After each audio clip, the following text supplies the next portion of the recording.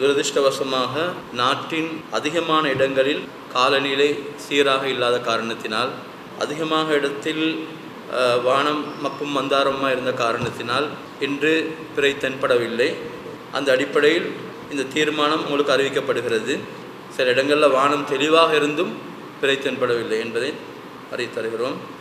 ஹிஜ்ரி 1447 துல்ஹிஜ்ஜா மாதத்திற்கான தலைப்பிறை நாட்டின் எந்த பாகத்திலும் தென்பட்டதாக ஊர்ஜிதம் செய்யப்பட்ட சாட்சியங்கள் கிடைக்கப்பெறாமையினால் துல்காதா மாதத்தை 30ஆக பூர்த்தி செய்து 2026 மே மாதம் 18ஆம் திகதி திங்கட்கிழமை மாலை மகரிபுடன் துல்ஹிஜ்ஜா மாதத்தை ஆரம்பிப்பதென கொழும்பு பெரிய பள்ளிவாசல் உத்தியோகபூர்வமாக அறிவிக்கின்றது.